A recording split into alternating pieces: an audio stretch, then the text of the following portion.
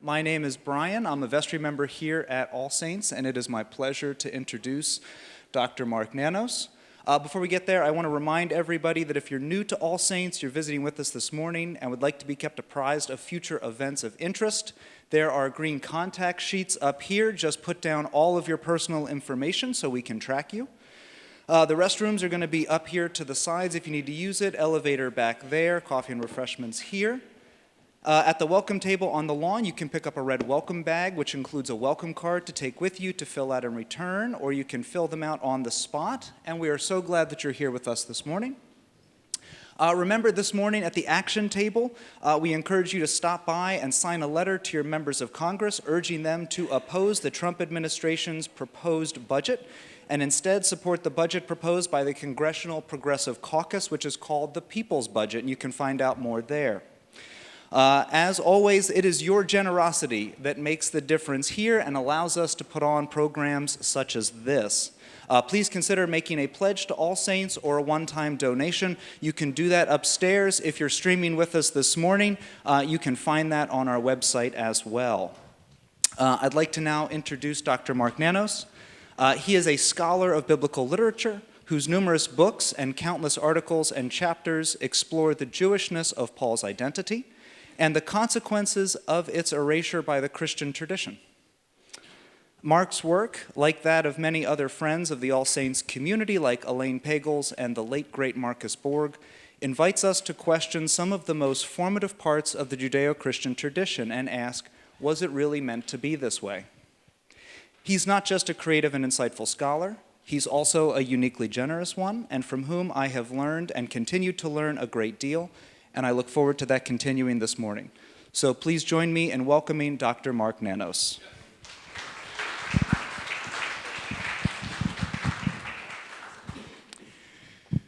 Thank you, Brian, and thank you for coming, and thank you for the opportunity to be here and speak with you.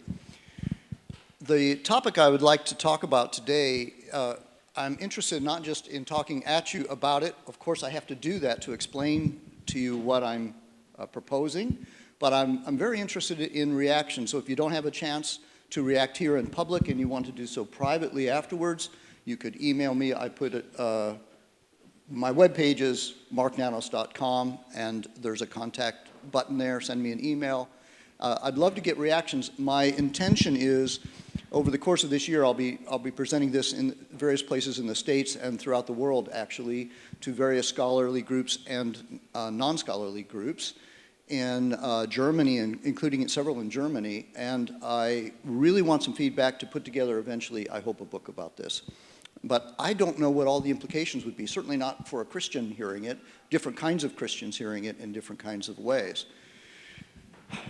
I'm taking aim at something that I came upon myself somewhat surprisingly only about 5 years ago. While I was preparing a paper for the Society of Biblical Literature, where we had a session, a Paul Within Judaism session, which I've been a founder of this Paul Within Judaism approach. And we were asking the question, did Paul think that Jews needed to become Christians or be saved? Some sort of phrase like this. And I had a paper all ready to go in which I was recounting some of the work I'll share with you I had been doing for many years, revisiting especially Romans 9 to 11, where Paul explains views about his fellow Jews who do not share his convictions about Jesus as Messiah. Oddly enough, I had never looked up the Greek word that we translate saved. And in the phrase in Romans 11, it is, and then, or and thus, all Israel, sothesete, which is translated, will be saved or shall be saved, in all translations, including the equivalent European or other language. It's in all of them that I've ever checked. I had never looked up the Greek word. Why would you look up a Greek word that everybody knows? You learn this gloss immediately. It's in every translation. I woke up one night just before probably a week before the SBL. I already had my paper prepared. And I thought, Mark, how could you do this after so many years of learning that the usual translation is suspect And you haven't bothered to look up this word. So I went running across the house to my office, got out the big Greek lexicon, and started to read it, and I was amazed. And so I want to share with you some of the things that brought me to that moment and this lexical discovery, or philological discovery really, that we have probably entirely misunderstood what Paul was saying about his fellow Jews. And as you know, I think as an informed community, you probably realize how much in the bone of Christian tradition it is to other. And this othering starts with Jews in the Christian tradition. So if one finds a way to challenge the way Jews are othered, it becomes important in so many other ways that othering happens. And so for me, I think this is like way bigger of a discovery than just my particular interest as a Jewish person who's been interested in Paul and the way Christians talk about Jews using Paul's voice. So it does have that. That's what drives my own interest, Christian-Jewish relations. But I sense in this particular one, as in a few other things I've worked on, that the implications are much more profound, and I have no idea what all of them might be, and what unintended consequences, negative as well as positive, might be as you change something that's so instrumental in the discourse. One thing I discovered that one of the most important commentaries on Romans, period, is by Robert Jewett, the Hermeneia Fortress Press academic. He's about, this fat. When he gets to Romans 11:26, and he defines this Greek word sozo, when you hear me say that, that's what we translate salvation. Soteriology comes out of that. He simply says, we don't really need to belabor this. Everyone knows it means evangelical salvation. And he doesn't even explain what evangelical salvation is because he doesn't feel the need to. And oddly enough, I never needed to. And when I looked at other commentaries, I was like, no one needs to. In fact, you can read arguments about Romans 11:26. They're all about what triggers the salvation, when it will occur, the mechanisms, but not the idea itself. And even the so-called Zonderweg, or two ways approaches, which say that for Jews it's not Jesus Christ, it's Torah or something like that you might be familiar with. And even they work from the basic premise of a need for salvation. They just change what the trigger is. And what I discovered was the basic premise is probably totally mistaken. When you talk about something being saved, what had to happen prior to that? In this paradigm, it had to be lost. Many Christians, including commentaries that are people who are very conservative, are uncomfortable saying outright that particular word, lost. But their whole paradigm requires it. And they have lots of other ways to say it, including the quoting Romans 9:6, the way they translated it, that they're not all Israel is Israel, and which they take to mean they're no longer Israel. Well, if they're not Israel, and they're not in the covenant, and they need to be saved, guess what they must be? Lost. They must be out of the covenant, which means they're not Israel anymore.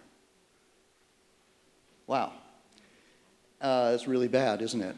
And so here we are, some 50 years after Vatican II Nostra Aetate 4, where the Catholics affirmed from Romans 11 that the Jewish people are still in an eternal covenant relationship. No translation into English or any other modern language that I'm aware of has reconsidered all this language in Romans 9 through 11 that would be required to support that. So anyone who wants that, a goodwill person, goes to this text, cannot find it. They can find a little phrase here or there, but most of the phrases and the overall context of the language in Romans 11 will drive them back to the conservative, evangelical, soteriological premises. I think there's a way out. And as I say, I came to this partly by doing other things. And I want to talk to you first about those other things. And then just briefly about this word itself and what it means. So, isn't that a pretty picture? Van Gogh is one of my favorites. Like yours. This is one of my least favorite pictures. A very provocative picture. So what this is this is John Calvin's front plate in every commentary that he wrote. This is the Genesis example, but it's in every commentary. And in Latin, it says, "They are broken off, I shall be inserted as a branch." And most of you are probably familiar, this is Romans 11, the olive tree allegory. Now, when you look at this, I can tell you as a Jewish person, but you don't have to be Jewish to look at this and see the problems that it has. Up here we have God with a sickle and a branch that's just been cut. And down here we have these little balls, which I know you know, because you have Huntington Library nearby, which had that wonderful bonsai exhibit a few years ago I went to. I don't know if is that there all the time. It was fabulous. And you see grafting, and it doesn't look like that, but anyway. What you look at is every major bough in this tree has a graft. And the original natural branches are either on the ground or in the course of falling to the ground. And he is celebrating the mercy God has shown to him, which he thinks is pretty positive, with no sensibilities expressed about the lack of mercy shown to the natural branches. How much can you trust this God? I mean, you step back. There's all sorts of things we could talk about with that. But just to show you, he sees this as a very positive symbol, and it gets right at the roots, if you will, of this problem. It's called replacement theology, supersessionism, and so on, but replacement is a perfect word because every major branch has been replaced with branches which represent Gentile Christians, or Christians in Calvin's thinking. And everyone that's been cut off and that's on the ground represents Jewish people who are not Christians. So there's replacement theology say a picture can do 1,000 words. Here we have it.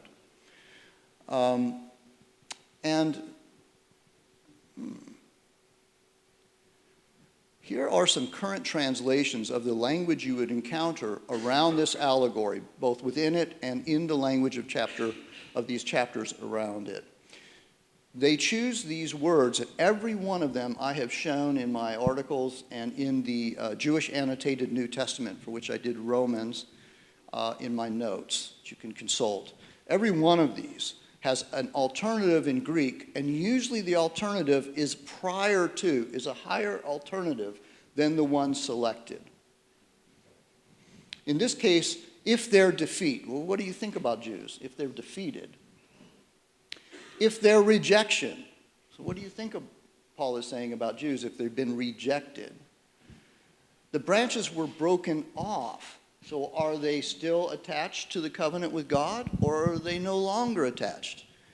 And you, a wild shoot, were grafted in their place is the translation of the New Revised Standard Version.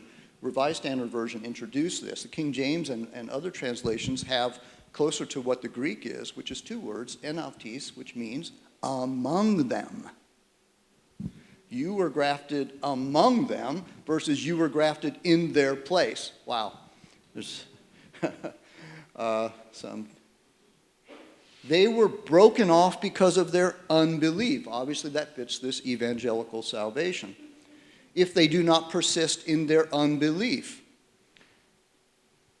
Then we have a hardening has come upon part of Israel, which I actually continue to use in my translation in my earlier work and never thought to look it up. And I'll talk to you about that in a moment.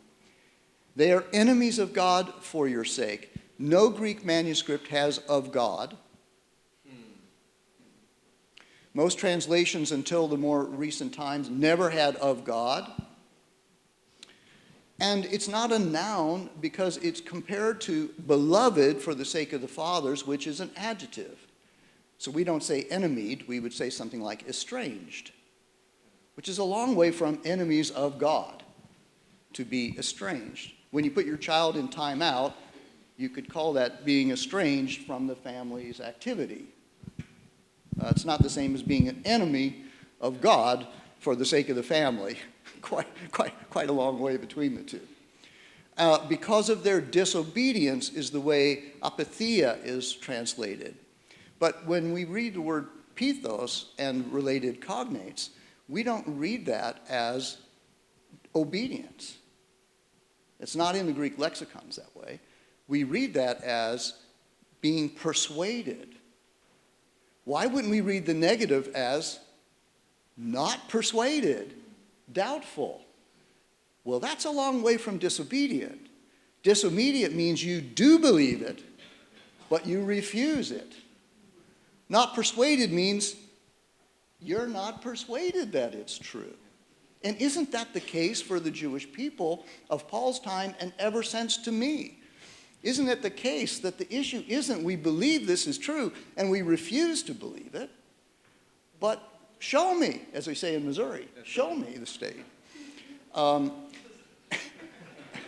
there's all sorts of problems bound up with this assumption of rejection. And it's in all the commentaries and all the discussions about the Jewish people from Paul's perspective. And it's profoundly awful. And it's not the best way to translate the word. It doesn't even make sense. So just a little context. There's not much time, but just to say, Paul's writing this discussion not to Jewish people, but to non-Jewish people who've come to believe in Jesus Christ, who are beginning to be resentful towards the Jewish people's reaction to the claims they're making for themselves. It's not time to unpack that, but what he's explaining is about them. And he's trying to turn the them in their thinking into us. It's sort of a social identity project. For them to understand who they are is not replacement, but alongside, as a proper translation would have already done. And by the way, just to go for 1 second, because I don't want to miss this, in Calvin's image, you saw that how many branches were replaced there? In the Greek, in the allegory, there's only one wild shoot placed among them. One. How many would you have to cut off? Well, in theory, you would have to cut off one. But if you know olive tree culture, you don't graft by cutting off a branch and replacing it with a branch. You make a slit in the major branch in which you insert it. You don't need to cut off anything. You might need to bend something aside a little bit to make some room for sunshine, but you don't need to cut anything off. We have his reflections here for his for his Jewish people, and as I said, we have the current readings are so replacement and supersessionistic, but they don't need to be, and they don't need to be anymore because I've shown why. I've done the exegetical, philological, historical work to show that the readings that there are alternatives, and usually more common alternatives for a Greek reader. I'm expecting over this next year to get a lot of negative feedback on details of this. However, all of this is based on lexical work. I'm not a philologist, and there are people who are smarter than me who are philologists better than me, and I'm going to get feedback and I'm going to get all sorts of stuff. But these are all reasonable alternatives, usually higher up in the lexicon. So let's look at his argument for just a quick second. Paul starts in chapter 11 with a bunch of stuff, but we're starting at a statement he makes in 11:11. He says, I ask, have they not stumbled so that they might fall? They being his fellow Jews. Now what they've stumbled over is another topic too. And his answer, not at all. Rather, deliverance for the nations arrives by their misstep, which is in order to vex them to emulate me. So Paul is basically explaining here that his fellow Jews who are, so to speak, stumbling over bringing the message to the nations of Jesus as Messiah and their Savior too, some are stumbling. Have they fallen down? They're not joining Paul in running with this as heralds. And his answer is, no way. But what's happening is, as you respond positively, my fellow Jews will look and say, oh, wait a minute, Israel is supposed to be able to, someday we get to bring this message to the nations about our God, and this schmuck, this schlemiel over here, he's getting to do it and having success, and we're not. Oh, maybe we need to reconsider. That's what he's kind of picturing here. Have they fallen, or are they just stumbling? Now, if they're misstep, and these are my translations, I'm not giving you the alternatives, which are quite awful, but I showed you what some of them are. If their defeat was the normal reading of this. Achieves enrichment for the cosmos, and their falling behind achieves enrichment for all the nations, how much more enrichment will be achieved by their complete complement? That is to say, those Israelites who were stumbling, when they catch back up, it's going to be all the better, rather than wanting to replace them because there's a zero-sum game. But he is working with a zero-sum premise. That's a problem there, okay? It's in Judaism, Christianity, Islam, and so on, a sort of a zero-sum. If God's going to do this, then he doesn't have time to do that, I suppose. It's kind of funny. But in this case, he's working out of this zero-sum problem in a way that what he's trying to drive at is, it's better for you that these fellow Jews are in a good place instead of a negative place. Things are not as they seem. And then he says, I'm speaking to you members from the nations, normally translated Gentiles. Indeed, therefore, inasmuch as I'm an emissary of those from the nations, I consider how best to carry out my service.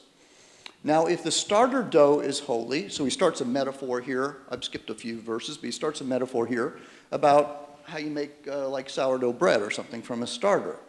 If the starter is holy, then the whole bread that gets baked from it is holy. If the root of the tree or the vine is holy, then everything is holy. So where's he going? It seems pretty positive, doesn't he? He's trying to say that the other ones are in a good place.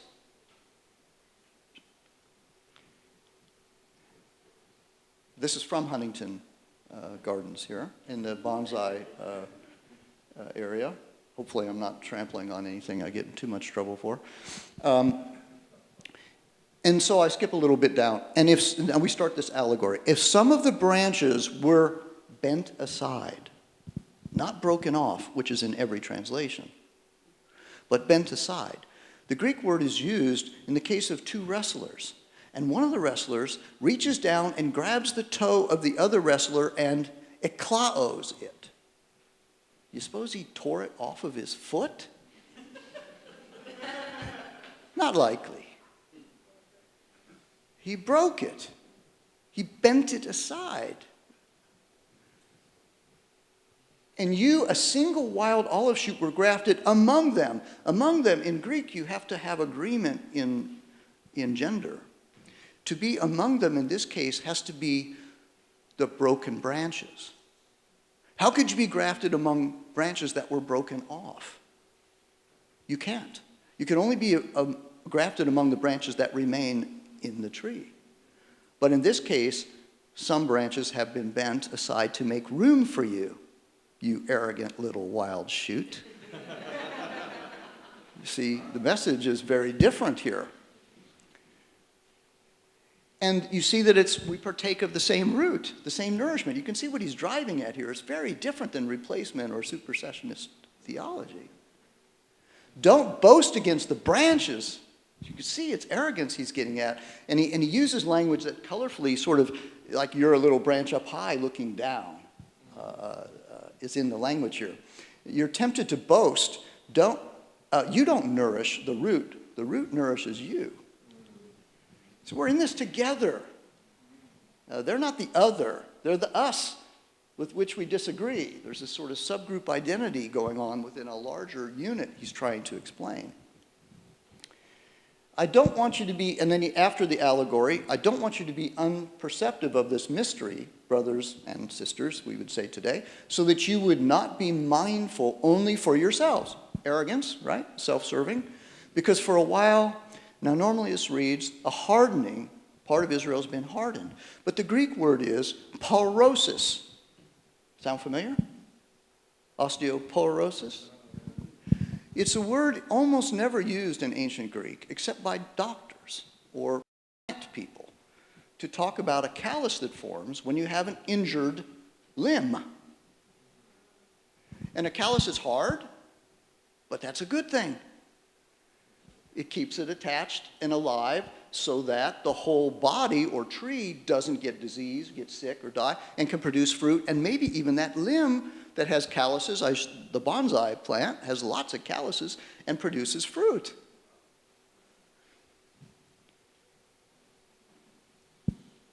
While a callus has formed for the protection of the injured branches of Israel, a callus has formed for Israel. Not Israel's been hardened, which almost all interpreters refer to Pharaoh and the hardened heart. But that word is not porosis, it's sclerosis. It's a totally different Greek word. Until the fullness of the nations shall begin, and that's just too big a topic to broach. And then, or in this way, all Israel, so thesete, will be kept safe or preserved. Now, they have to be saved. Obviously, you would go there if you think they've been cut off. They got to be saved back on, regrafted.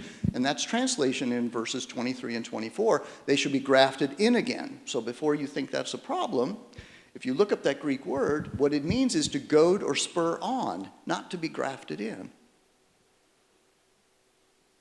So they've fallen behind in the stumbling metaphor, or they've been bent, cracked, and they've got a callus, and they need to be spurred on to produce fruit. Is this a judgment of his fellow Jews? Yes, but it's not so severe. Don't you make judgments about other Christians who aren't as smart as you to be at this church? Well, it's not a condemnation. It's not a condemnation. Is it supersessionist? Well, you could say it is. I mean, it's the choice you make for yourself, and you think it's better than other choices you could have made for yourself. And he does think his fellow Jews should agree with him and join him. But he's not condemning them. He's not saying they're out. It's a subgroup identity. And you have subgroup identities right here, I'm pretty sure. That's normal. And one of them's gender-based, and one's economic-based, and one's educational-based, and so on and so forth. We're different. And we generally like to self-esteem, we like ours to be better than your choice, if it's a choice. But if we read this as kept safe and we look at what his proof is from the scriptures of Isaiah, and it's pretty messy and way too long to get into in detail, but his point is that the covenant with Jacob is such that I will restore, or I will fix, or I will preserve, or I will keep safe all of Israel. And when you read Isaiah, oftentimes it's very condemning. That's actually how I came upon Paul in the 70s, was trying to say, well, Isaiah says bad stuff about fellow Israelites, and we don't think he left Israel and hates them. He's a prophet, right? And if Paul is a prophetic voice here within Israel, as a Jew, doing Judaism, then we can see that what he's saying is the proof that God is preserving Israel, that is these Jews, the rest of the Jews who don't agree with me and who are not bringing the message to the nations, are being kept safe nevertheless. And one of the places they're being kept safe from, you can imagine, I don't really want to spell this out and be insulting, since he's talking about the arrogance of the Christ-following non-Jews as a threat. He doesn't want them to spoil this project. He's trying to persuade them to be humble and to see the other as a part of themselves. And this is my covenant whenever I take away their sins, not whenever I take away their sinners. It's not about getting rid of Israelites. It's about fixing those who don't get it yet. Is it judgmental? Well, yeah. It is judgmental, but let's put it in its proper context. I told you already about this, enemies of God, so I'll just quickly mention. So after this allegory, as he comes out of this, after that quotation, next thing he says is, sure, regarding the gospel, these ones are presently estranged on your behalf, like they're in timeout for your benefit, but regarding God's choice or election, they're beloved on account of the fathers, because the gifts and the calling of God are irrevocable. The idea of being broken off does not sound irrevocable. It sounds revocable. Shouldn't the language fit what he's driving at? And then he says, and now I give you this translation. Instead of disobedient to God, read how this reads. Just as you formerly doubted God, that is you non-Jews who now believe in the one God of Israel through Christ, but now received mercy despite your doubt. Similarly, now they doubt your receipt of mercy, so that they too may be shown mercy. Is this a zero-sum way of arguing? Well, yes. And is that problematic? Well, yes. But we can see what he's trying to dig out of here. For God joined everyone into a state of doubt so that God might show everyone mercy. I think that's problematic. Why does God need to do that? No, I don't know. But you see where he's driving at. That we're all in this together. And we all need mercy the same way. So have mercy towards the other person.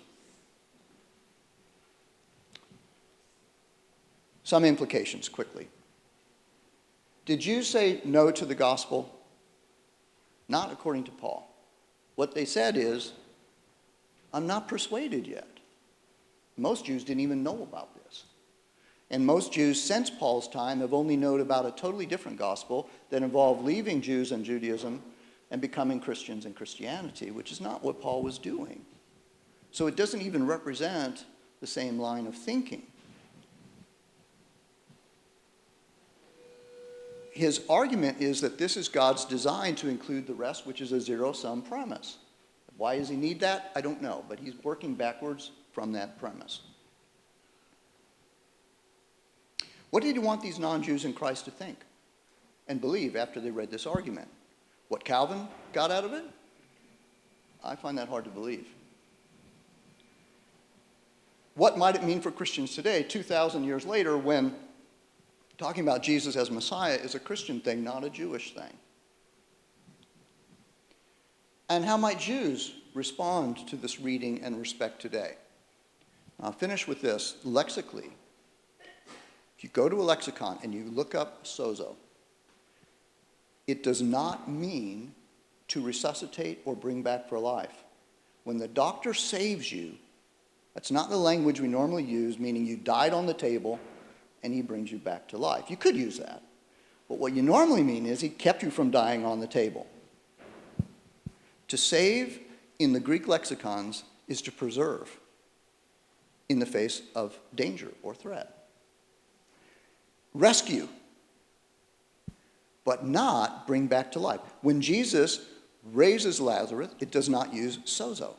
It uses language of resuscitation, of resurrection. That's different words.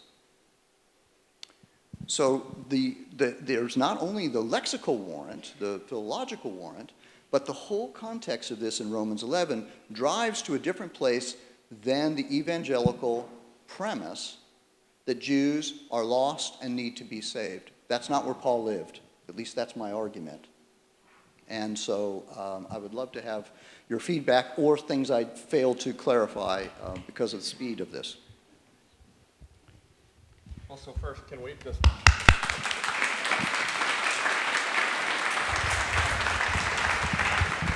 make sure I have this. So, first of all, thank you. Part of me just wants to go into silence for the remaining 10 minutes. I just want to throw one thing out. Maybe we can have a chance for you to respond, and I know there's some other folks here. What really strikes me is, again, Paul is a creature of his time in the way we are all creatures of our times. This doesn't make Paul or anyone unproblematic. There's always things. And it's also because we develop and evolve as people. But what strikes me deeply about this is that, first of all, there's an irony that we have used Paul to do exactly the opposite of what he asked us to do in terms of humility and arrogance. And the second thing is the way that we have done that has been to embrace a fear-based system rather than a love-based system. So you made the comment looking at the Calvin drawing, it's sort of, well, how much can you trust this God? And when you get into the whole concept of safety, safety is a bulwark against fear. You don't need to fear. You don't need to fear this God. I was telling you before, we have a wonderful priest here named Sally Howard, who is a priest and a psychologist, and she continually teaches me about something called secure attachment, which is what you need in community to have change and to process trauma and to deal with diversity. And it is that sense of you will be kept safe. And the safety allows you to live together and wrestle and have the conversations that lead to persuasion. And also say it's okay to exist without resolution of those conversations and not exist as others. And then the other thing that jumped into my mind that's related to that, which is an extreme outgrowth of the fear piece, is the blood and soil chants in Charlottesville and the Jews will not replace us, is in using Paul to set up this replacement theology. It primes our pump of fear. And I wonder just, the transformation that can happen, in churches, yes, in communities, but also in our society, if we take something like this. So I'm interested in any thoughts. B, I'm interested in when you challenge people's values, in my experience, and those values have a fear base to them, the pushback you get is considerable. And I'm wondering about the nature of the pushback that you are getting on this. Well, thank you for your comments. And I think on most of it, I prefer to hear what you have to say and think about it. I'm trying to learn from how this hits you where you live. And I think part of what Paul is saying is don't make judgments on the basis of what you see. If I had the time to show you each slide, said things are not as they appear. This is just a snapshot in a process. And you're making judgments, and of course Christianity has made the judgment about Jews and Judaism as a done deal, waiting for now some future thing that reverses it or saves it from its lostness. But Paul was trying to say, this is just a little bit of a process. Yeah, the kid's in timeout, but that doesn't mean he's not going to ever eat again. It's a snapshot. It's not a final, they're not outside the family. They're not living on the street after this. So thinking in terms of a family and thinking in terms of a snapshot is part of it, and that would, of course, play into how you do community here. But that part I'd like to hear from you. I think your last comment was reactions to this. It's very new. I've presented this to scholars and pretty much don't get much reaction, except a few people come up and say, I had an aha moment, or I never thought about that, or so on. And in a few cases, I can say that I have seen them say something or publish something since that I did not persuade them to change from the tradition. And I'm not sure why yet, and I'll be probing that. That's part of, but I think this is going to take a long time. My broken or bent instead of broken off, I first presented in 2008, and it's been published for 10 years. And you won't find it hardly anywhere in the conversation yet. So I basically can't answer it. I'm perplexed by that. I should think it'd be so attractive, especially in Catholic scholarship or liberal Protestant scholarship, where changing these traditions is so important and the translations haven't caught up with your goodwill. And so you think you're living above the text. And I'm showing you, well, no, the text, actually, you're getting closer to where it was. And so I would have thought by now I'd be famous, and everybody would be saying broken branches instead of broken off, but that's not the case. Brian? Yeah, go ahead. Well, I I know we're running short on time, and Mark, you were really interested in getting feedback from the crowd, so maybe we can just open it up to questions. I'll go out. May I also just say I have a copy of these new books I've done of my collected essays, and if you're interested, we didn't have time to get them for you to purchase here, but if you're interested, the publisher makes them available at 40% off if you go online and put in the discount code or whatever they call it there, CONF, like you were starting to spell conference. You can buy them at 40% off. They're not very expensive, but 40% off is pretty good. When people come to John the Baptist and ask him, what must we do to be saved? Jews, I guess. Do you know what word that is? Is it the Santos? Or? I don't know right off the top, but I expect it's sozo. Yeah, I expect it's sozo. But those are Jews who, I don't know that text that well. Let's just go with this for a moment. If they're Jews, they don't think that they're not Jews, or not Israel, or not in the covenant, and they need, just like Gentiles is the usual evangelical phrase, Jews need to be saved just like Gentiles, or saved from their sins just like Gentiles. They don't think that. They do need to be rescued. Who do they need to be rescued from? From Rome? From Jewish leaders that are complicit with Rome and are compromising their ideals? From Jewish leaders who are outright outlaws, you know? They need to be saved from a world in which their babies die, in which they're hungry, in which the unrighteous win and the righteous lose. There's lots of things to be saved or rescued from, but it doesn't fit into this evangelical salvation paradigm because they don't presume that they need to be saved in that way. That's a later Christian presupposition. So thank you for an extremely rich lecture. I'm going to ask this question, we don't have much time, from the point of view of, our sort of present pluralist environment, quite aware that we are 2,000 years away from the context in which Paul was operating with his fellow Jews. But I'm just wondering whether there's a tension in your lecture between the zero-sum paradigm and this idea of non-replacement leaving room for grafting, because there's a very narrow space. If you still operate within zero sum, then the question is the sum still has to be zero, whereas in the pluralist environment the sum is not zero. So my question is, given that Paul is aware that he's preaching a somewhat new message to his fellow Jews about Jesus being a faithful Jew, but operating beyond the strict confines of Torah, all right? Think of circumcision, all right, as a new space within which the Jewish community now has to operate, and there are other sort of deviations from the law.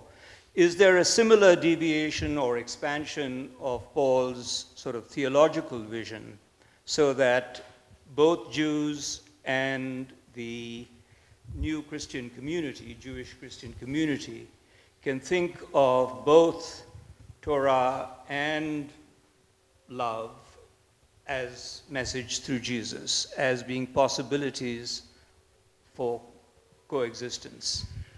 Well, as you say, it's a large topic here. But I think the main thing I think the main answer I would like to offer you is that in your question are a number of premises that I actually disagree with, and that I've tried to show in my work that Paul is actually a torah-observant Jew, and he actually has a very torah-oriented Judaism that believes in Christ, which is pretty logical, because if you're going to go against the stream about a particular Judean murdered by the Romans, you certainly need to be an ideal Judean yourself. And you need a community that is not easily disparaged for rejecting Torah and a torah-based lifestyle. The topic of circumcision is an interesting one that you mentioned in your question, because Paul is actually, he's not teaching against circumcision. Circumcision in Torah is only for Jewish babies. It's not for anyone else. And so he's saying when the end of the ages has arrived with Jesus and it's time for the Jewish people, Israel, to fulfill its mission to the nations, they don't become Israel. They don't get circumcised. That's not in Torah. So he's actually, in my perspective, he's actually torah-oriented. And there is no sort of binary of Torah and love, for example, was in your statement. There is no binary of that. The issue is they're messing with a boundary, a social boundary, in which you need to be a full member to get full access. So if you're not a Catholic, you can be welcome at all the Catholic services, and you could be on all the committees and out-Catholic every Catholic, but you're not entitled to the sacraments. For that, you need to go through a rite of change and complete that, then you're a Catholic. And after you're a Catholic, you might not be a very good Catholic, but you're still a Catholic. What he's wrestling with is he's telling non-Jews they're part of the people of God without becoming Jews. Therefore, that's why circumcision's always coming up. They do not go through the rites that would make them Jews.